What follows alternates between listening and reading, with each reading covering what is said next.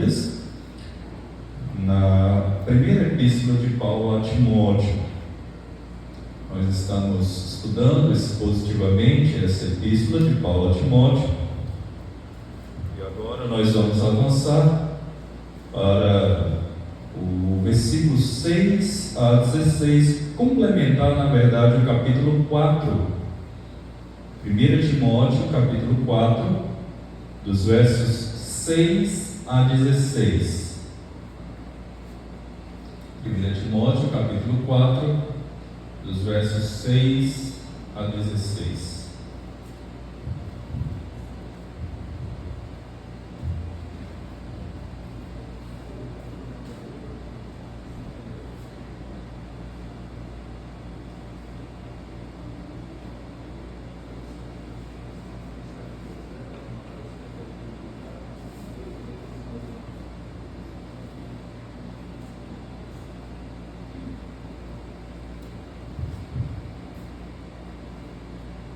Timóteo, capítulo 4, versos 6 a 16. Exortação à fidelidade e à diligência no ministério. Exortação à fidelidade e à diligência no ministério. Expondo estas coisas aos irmãos, lembre-se que Paulo está dizendo isso aqui para Timóteo, ele está aconselhando o jovem pastor. Timóteo era filho da fé de Paulo.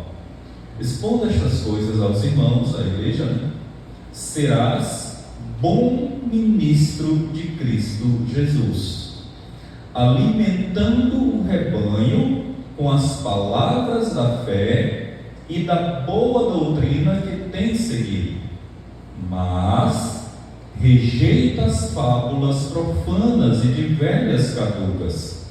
Exercita-te pessoalmente na piedade, pois o exercício físico para pouco é proveitoso, mas a piedade para tudo é proveitosa, porque tem a promessa da vida que agora é e da que há de ser.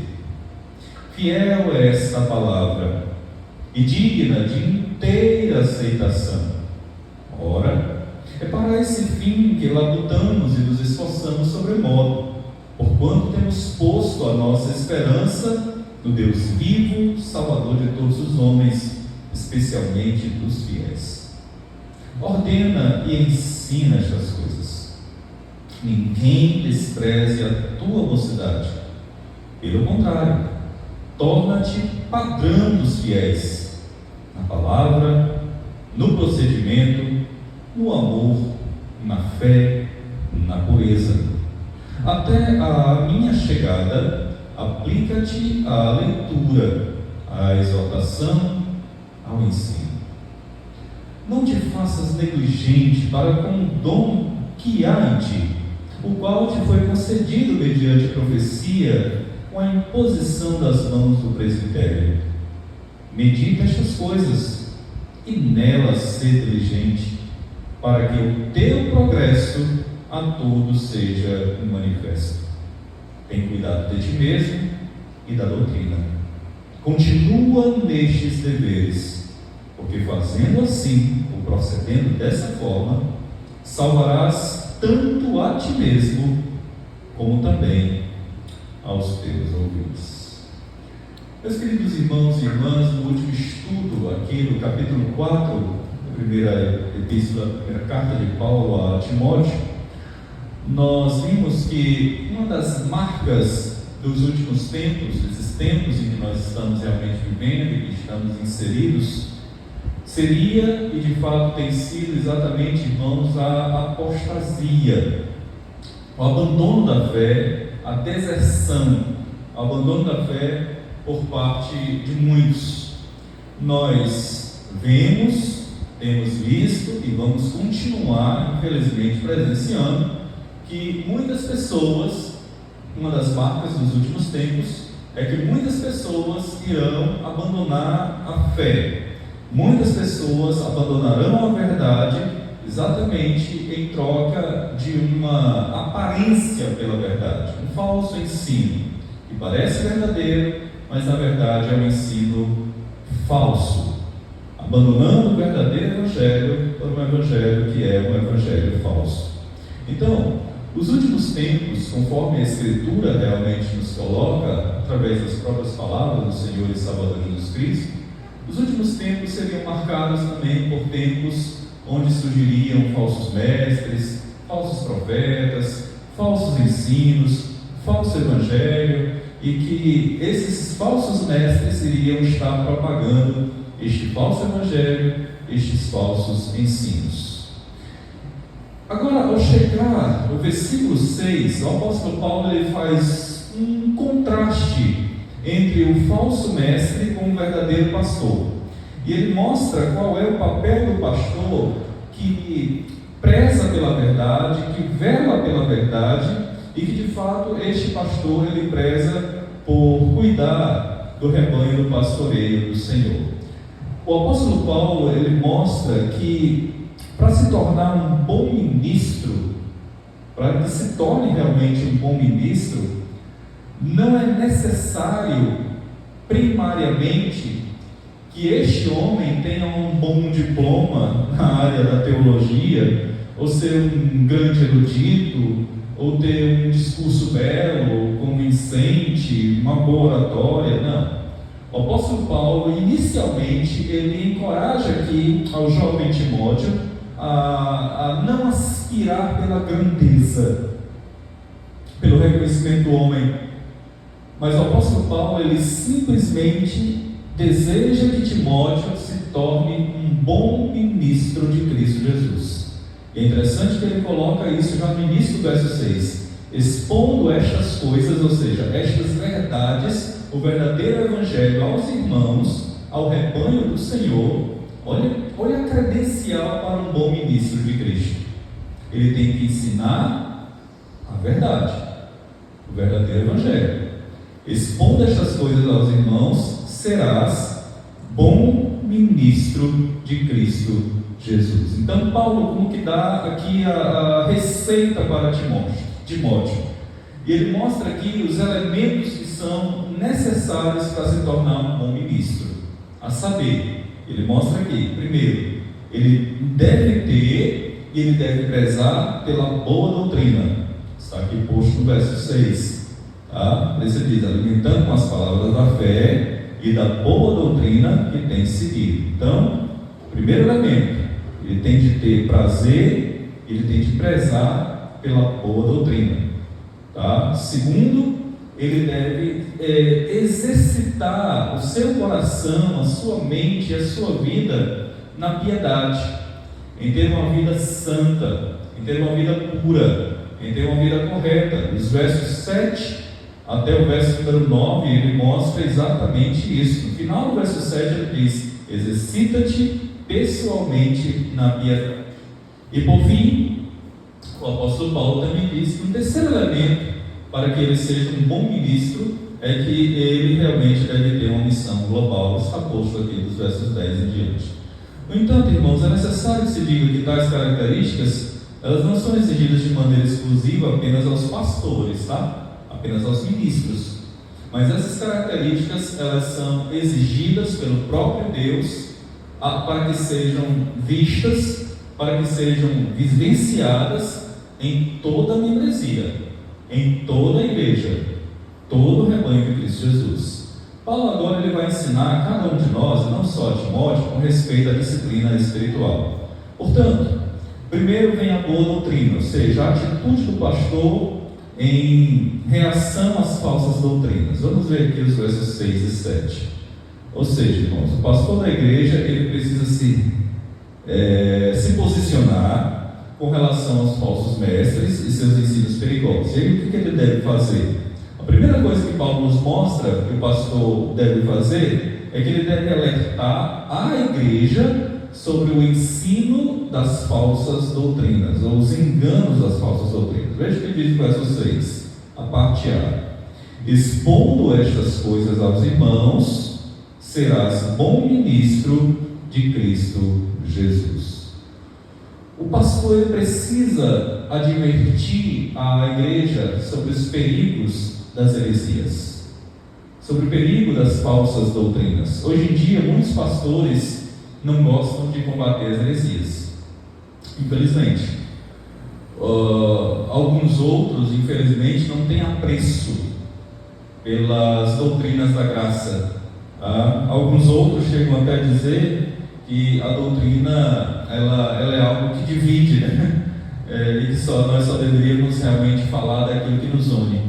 Mas, irmãos, o pastor ele precisa alertar a igreja, mostrar à igreja, apontar para a igreja exatamente os perigos das heresias e os perigos da influência ou das influências que esses falsos mestres realmente podem trazer. Então, expondo ao rebanho os perigos que realmente isso pode ocasionar na igreja e no rebanho do Senhor. A palavra ministro aqui usada por Paulo é diáconos, ou seja, é aquele que serve às pessoas, é aquele que é como garçom, aquele que leva a comida à mesa das pessoas. E o pastor é aquele que leva o bom alimento para as ovelhas do pastoreio de Cristo Jesus. O bom pastor, ele não pode levar um alimento ruim, mas ele deve levar as suas ovelhas aos pastos verdejantes, aos melhores pastos. O pastor ele deve dar o melhor alimento para o rebanho. Mas antes do pastor alimentar a igreja, expondo e ensinando a palavra, ele precisa se alimentar desta mesma palavra. Por isso que o apóstolo Paulo, ele diz aqui na parte final do verso 6, alimentando com as palavras da fé e da boa doutrina que tens seguido. Então, primeiro o pastor se alimenta da palavra, para depois alimentar o rebanho com a mesma palavra. Primeiro o pastor, ele é um estudante da palavra, e depois ele é um mestre que ensina e que transmite o ensino da palavra de Deus ao povo de Deus. Primeiro o pastor, ele se debruça nos livros, e depois que com preparo devido e na ação do Espírito Santo é que ele vai ensinar a igreja. E, irmãos, uma coisa é certa, só ensina bem quem aprende bem, porque a pessoa só dá aquilo que tem. Então só ensina bem quem aprende bem. Portanto, aqui está o papel de um fiel, de um bom pastor, um bom ministro. O pastor e a liderança é alguém que tem de expor os irmãos, mas antes ele tem de se alimentar com a palavra da fé. Ou seja, ele se alimenta e ele expõe, mas ao mesmo tempo ele se torna um grande beneficiário exatamente dessa boa doutrina que tem seguido. Meus irmãos, uma coisa eu digo aos irmãos aqui com muita sinceridade, tá? É exatamente isso que os irmãos da igreja têm que exigir da minha pessoa e da liderança da igreja. É exatamente isso aqui, irmãos, e até mesmo os seminaristas, tá? Que nós preguemos a palavra de Deus fielmente.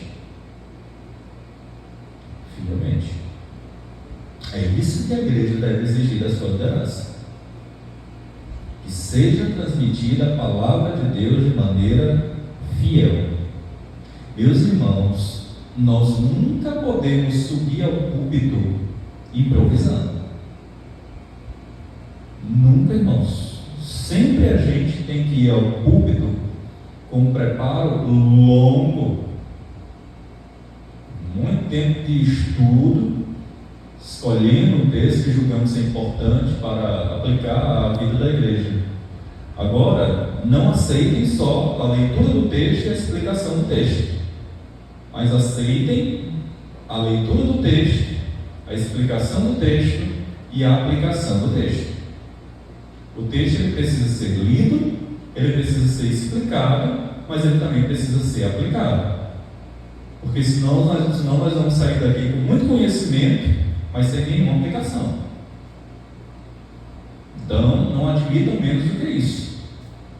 A liderança de vocês, que a palavra de Deus seja explicada, fundamentada de forma fiel, mas que ela também seja de fato aplicada. E essa é a grande resistência da igreja, irmãos. Muitas igrejas, elas apreciam a verdade explicada, mas nem sempre a verdade aplicada. Porque muita gente quer que a verdade ela seja explicada, mas muita gente não suporta quando a verdade ela é aplicada e vai diretamente ao encontro do coração e de um pecado específico. Expondo estas coisas aos irmãos, serás bom ministro de Cristo Jesus, alimentando com as palavras da fé e da boa doutrina que tem seguido. Portanto, meus irmãos, nós não podemos combater as heresias dos últimos tempos se não formos vestidos, trajados e calçados pela boa e sã doutrina, a verdadeira doutrina. Portanto, inicialmente aqui, cabe especificamente aos ministros do Evangelho, a liderança da igreja, uma espécie de escudo ao rebanho, combater a mentira, promover a verdade, denunciar as heresias e anunciar o verdadeiro Evangelho. É por isso, irmãos, que quando alguém que não é pastor da igreja ou liderança da igreja, ele é convidado, por assim dizer, a pregar aqui na igreja, o conselho examina esse nome, examina essa pessoa, examina a procedência dessa pessoa. Por isso que nós temos muito cuidado com o ensino aqui, por isso que nós temos muito cuidado, irmãos, também com os cânticos que são entoados, por isso que nós temos muito cuidado com as literaturas que são adotadas e estudadas aqui entre os irmãos, nas sociedades. Por isso que nós temos muito cuidado com as programações que realmente são elaboradas, com que a membresia tem acompanhado para fora aqui desse ambiente do templo. É necessário que se tenha todo esse cuidado, irmãos, porque nem sempre o que está realmente fora do nosso contexto aqui é exatamente o Evangelho saudável, o verdadeiro Evangelho. Para tanto é necessário que a própria liderança ela tenha conteúdo e conhecimento para poder realmente contemplar a boa saúde doutrinária da igreja. Eu concordo com um teólogo chamado William Barclay, eu até anotei aqui o que ele disse. Ele disse o seguinte: ninguém pode dar sem receber, e aquele que deseja ensinar, ele deve estar continuamente aprendendo. Irmãos, a gente nunca sabe tudo, a gente sempre está no processo de aprendizagem, sempre. E ele diz mais: e não é certo que quando alguém chega a ser mestre, ele deixa de aprender, e que o homem deve nutrir sempre sua mente antes de poder nutrir a mente dos demais. Caminhando um pouco mais, o apóstolo Paulo ele também adverte a Timóteo, agora no verso 7. Ele adverte a rejeitar as fábulas profanas e de velhas caducas. Rejeita as fábulas profanas e de velhas caducas. Ele está aqui se referindo a certos tipos de lendas que havia com respeito aos personagens do Antigo Testamento, que são encontrados em muitos textos judaicos apócrifos e que não condizem com a verdade da palavra de Deus. Ou seja, irmãos, nós não podemos de forma alguma, de maneira alguma, em momento algum, trazer para a igreja, para o rebanho do Senhor, nada que não seja o Evangelho. Eu costumo dizer, irmãos, que o Evangelho, ele nos basta. Nos basta. Irmãos, nunca espere, os irmãos nunca vão ver na minha pessoa aqui, o pastor Neto, trazendo a vocês uma mensagem de autoajuda. Mas a ajuda do alto. Mas nunca de autoajuda. Meu papel aqui, irmãos, é expor a palavra com fidelidade. Eu tenho que expor a palavra, interpretar bem a palavra e expor a palavra e tão somente a palavra. Eu não vou dar aqui os meus fundamentos, mas vamos estudar aqui e aplicar aqui o que o próprio Deus diz na sua palavra. Agora, para isso, eu e você precisamos de uma espécie de um atletismo espiritual, tá? E Paulo chama aqui de o atletismo da piedade. Vejamos o final do verso 7 e também o verso 8. Ele diz aqui no final do verso 7: exercita-te. Todos nós somos atletas, né? Exercita-te pessoalmente na piedade, pois o exercício físico para pouco é proveitoso, mas a piedade para tudo é proveitosa, porque tem a promessa da vida, que agora é e que há de ser. Meus irmãos e irmãs, cuide do seu corpo. Não tem nada de errado nisso. Você tem que cuidar mesmo do seu corpo. Mas cuide também da sua alma. Se preocupe com o que você tem alimentado, em relação ao seu corpo. Mas se preocupe muito mais com aquilo que você tem trazido para a sua mente, para o seu coração, para a sua alma. Porque o corpo, irmãos, esse corpo aqui que nós temos, ele é passageiro. Ele é passageiro.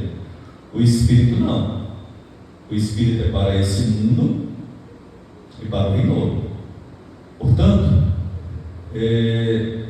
esse culto ao corpo, que nós estamos realmente presenciando, que nós estamos vivendo, máquinas para o corpo, técnicas para o corpo, substância para o corpo, as pessoas estão perdendo a própria vida, o próprio sentido da vida, se dedicando somente ao corpo e se esquecendo daquilo que é mais importante, do aspecto que é mais importante. O corpo, irmãos, é sim, como a própria palavra diz, o corpo é o templo do santuário do Espírito Santo, e deve ser usado para a glória de Deus, e também instrumento de serviço a Deus. Contudo, os exercícios que nós fazemos, irmãos, beneficiam apenas o nosso corpo para esta vida, ao passo que o exercício da piedade, ele é proveitoso para hoje e para a eternidade. Paulo, ele não pede aqui que Timóteo ele venha escolher entre uma coisa e outra. Paulo, ele não fala isso daqui. Nós devemos praticar ambos, mas nós devemos nos concentrar mais no aspecto da piedade. A busca por uma vida piedosa. E eu diria aos irmãos que o exercício espiritual é muito mais difícil do que o exercício físico, irmãos. Torno a dizer, o exercício espiritual é muito mais difícil do que o exercício físico. Por exemplo, um exemplo só. Tente orar todos os dias 1 hora de joelhos.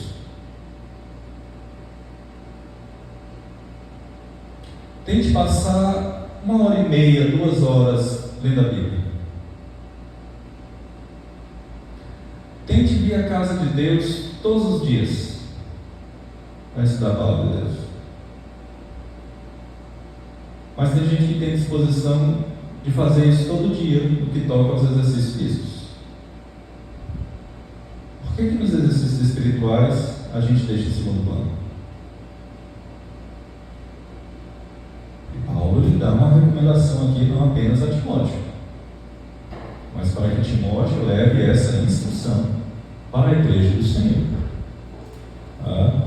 Avançando um pouco mais, versos 9 a 11, dá para a gente avançar para o final, tá?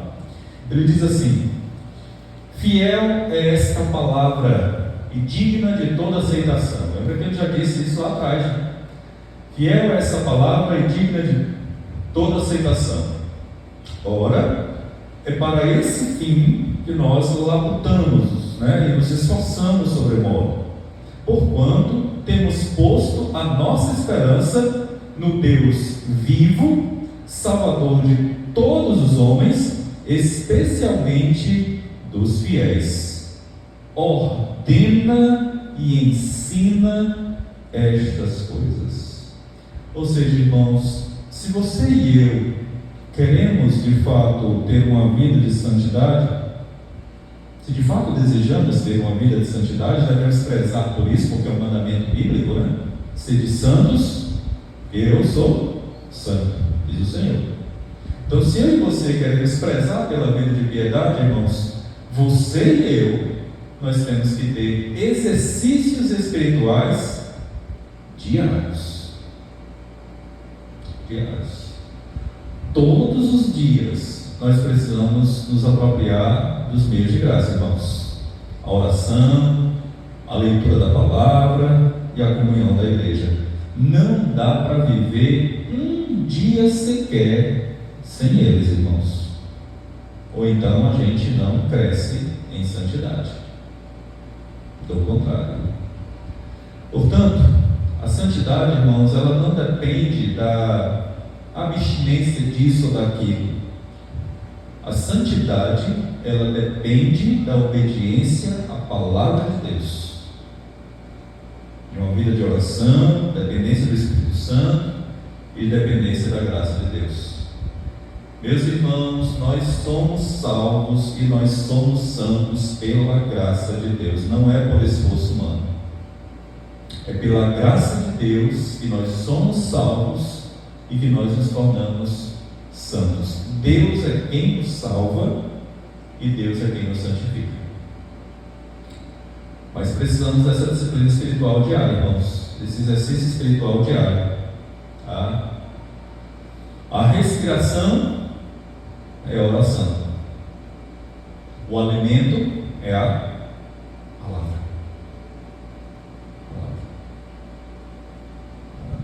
Todos os dias. Todos os dias. E não somente isso, não somente estudemos a palavra, mas que a gente revele a palavra através da nossa vida.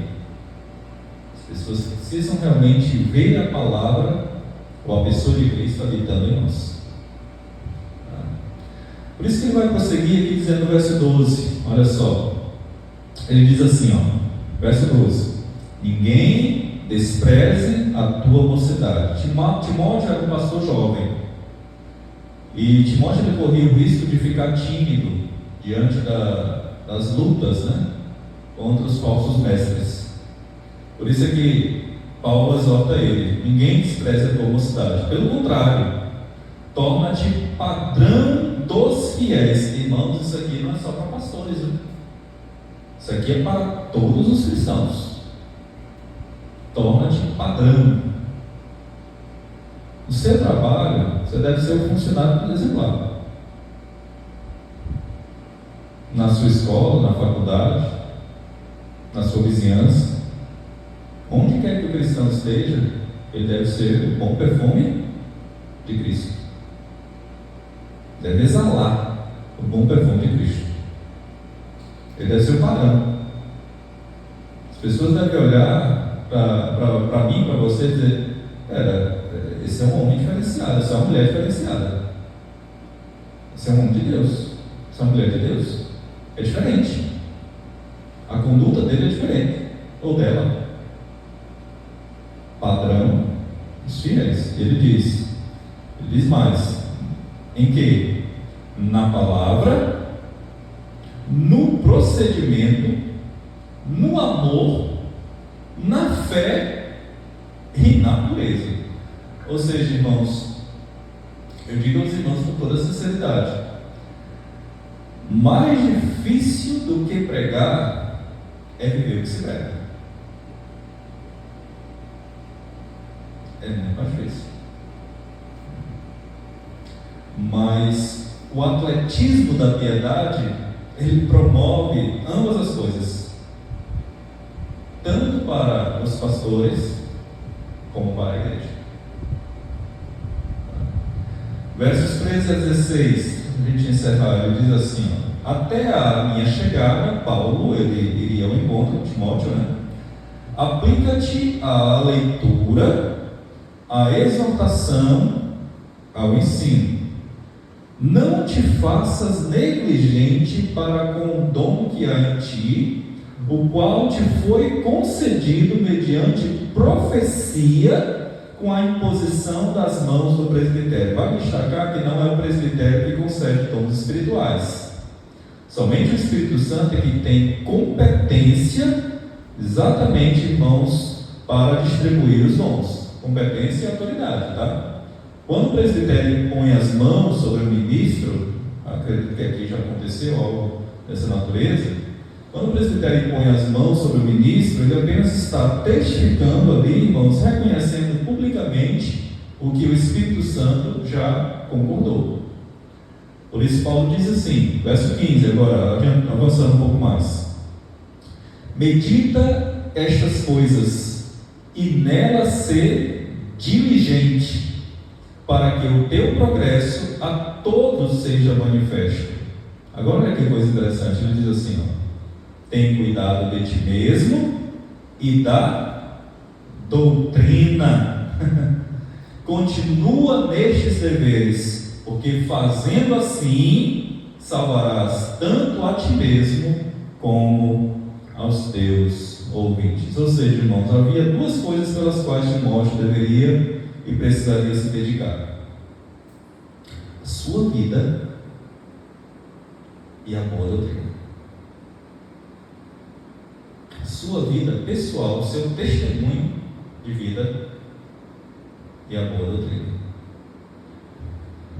Embora a vida decorra da doutrina e a ética cristã, alguns consideram como a filha da teologia, de fato, mas Paulo ele coloca aqui o termo de ti mesmo antes da doutrina, né? Ele diz: tem cuidado de ti mesmo, primeiramente, e depois que ele diz, né? E da doutrina, porque ele entende que se o ministro do Evangelho, o ministro da palavra, ele não velar por sua vida, ele vai cair em descrédito. Por isso a primeira recomendação do apóstolo Paulo é exatamente esta: tem cuidado de ti mesmo. No seminário que eu estudei, no seminário Teresina, uma das frases em latim que tinha na nossa blusa, né, na farda, era pietate excellente. Excelência, não lembro a frase em latim, agora estou ruim em latim. Mas era piedade e excelência. Ou seja, a vida de piedade e a vida de excelência no preparo do ensino. Vida e academia. A gente não pode simplesmente ter muita bagagem teológica se a vida não é coerente com esse conhecimento. Por isso Paulo diz: tem cuidado de ti mesmo e da doutrina. Por isso Paulo encerra mostrando a Timóteo que o cuidado da vida e da doutrina traria a Timóteo salvação, tanto para ele como também para os seus ouvintes. É importante entender, só para finalizar, irmãos, é importante entender que a palavra salvar aqui, né, como Paulo diz, salvarás tanto a ti mesmo como aos teus ouvintes. A palavra salvar aqui não significa salvação da alma, mas salvar a ele mesmo e aos seus ouvintes exatamente do ensino falso da heresia nos últimos tempos. Tempos de apostasia, irmãos, tempos de abandono da fé, tempos em que muitos estarão deixando a verdade pelo falso evangelho, tempos em que muitos deixarão de estar sendo alimentados pela boa palavra e estarão buscando oba-oba, divertimento, evangelho fácil, evangelho sem compromisso. Mas tempo é nós buscarmos cada vez mais ao Senhor, a palavra do Senhor, e no exercício da piedade e da boa doutrina. E Deus, por sua graça, irmãos, nos dê a compreensão do que vimos nessa noite e aplique a sua preciosa palavra em nossas vidas, porque se não for assim, nós não conseguiremos por nós mesmos, porque sem Ele nada podemos fazer. E Deus nos abençoe e nos ajude em aplicarmos essas verdades em nossas vidas e na igreja do Senhor, para a glória do seu nome. Amém. Muito bem, meus queridos irmãos, nos reunimos na noite deste dia também, já como mencionado no início deste trabalho, desta reunião, para também orarmos uns com os outros e uns pelos outros. Temos feito isto semanalmente aqui, após o momento de estudo da palavra, e vamos proceder de igual forma também na noite deste dia. Vamos nos separar então. Hoje nós estamos aqui com um grupo mais aqui à minha direita. Vamos nos separar por duplas. Bom, aí a gente conversa um pouquinho,